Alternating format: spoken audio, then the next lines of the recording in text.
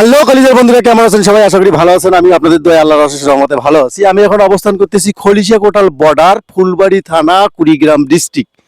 এখন আমি আছি ভারতের একটা একদম পিলারের কাছে। আপনারা দেখতে পাচ্ছেন যে এখান থেকে একটা রাস্তা দেখা যাচ্ছে, যে রাস্তাটা ভারতের সীমান্ত দিয়ে গেছে।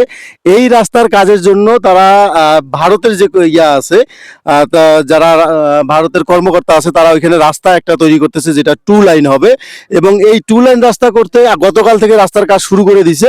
এই পর্যায়ে আজকে এসে আমাদের বালাহাট ক্যাম্পের বালাহাট বিজেপি যারা আছে, বিজেপি এসে এই কাজটাকে আপাতত স্থগিত করছে, বাধা দিছে। কেন বাধা দিছে? 150 গজের ভিতরে কোনো ধরনের 4 লাইন বা 2 লাইন রাস্তার কাজ করা যাবে না। এটা ভারতও করতে পারবে না, বাংলাদেশও করতে পারবে না। সেই জায়গায় ভারত যখন উদ্যোগ নিছে ওইখানে রাস্তাটা করার জন্য, ঠিক তখনই এসে আমাদের বাংলাদেশের যে বিজেপি আছে তারা এখানে এসে তারা এই রাস্তাটা আপাতত কাজ বন্ধ করে দিছে এবং বাধাগ্রস্ত করছে, যার কারণে আমাদের বাংলাদেশের সিও এবং ভারতের যে সিও আছে তাদের সঙ্গে দুই পক্ষ মিলে একটা ফোনের কন্ট্যাক্ট হয়েছে, যোগাযোগ হয়েছে এবং পরবর্তীতে একটা মিটিংয়ের মাধ্যমে এই সিদ্ধান্ত নেওয়া হবে। আমরা এখানে অনেক পাবলিক আছে, অনেক জনগণ আসছে, আমরা তাদের কাছ থেকে কিছু শুনে আপনাদেরকে তথ্য দেওয়ার চেষ্টা করছি। ততক্ষণ আমাদের সাথে থাকবেন। আমরা এখন কথা বলবো এই অত্র এলাকার সাবেক মেম্বার জনাব মন্টু মেম্বার, ওনার সঙ্গে আমরা কথা বলবো যে এখানে আসলে মূলত পক্ষে ঘটনাটা কি হয়েছিল, একটু বলতেন যদি আমাকে।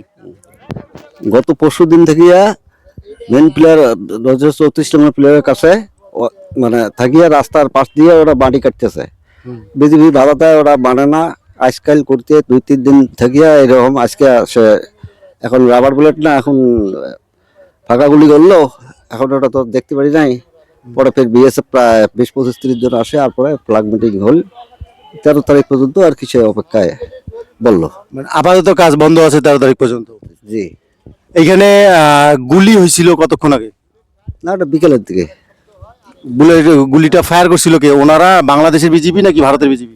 Indian BSF. ইন্ডিয়ান বিএসএফ, যেটা আপনারা শুনলেন যে ভারতের বিএসএফ এখানে গুলি করছিল, কিন্তু কি গুলি করছিল, রাবার বুলেট নাকি সেটা অন্য কিছু, সেটা আমরা জানি না।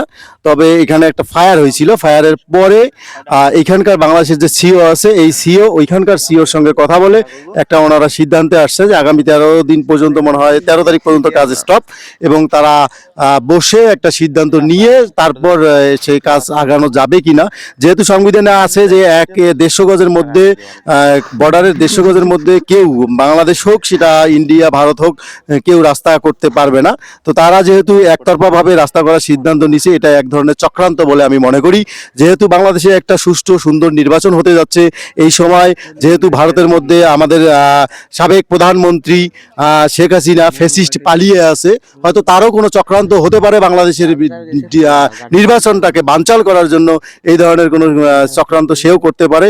তো যাই হোক, বাংলাদেশের মানুষ এবং বাংলাদেশের প্রশাসন সর্বদা প্রস্তুত থাকে যে কোনো ধরনের চক্রান্তকে মোকাবেলা করার জন্য।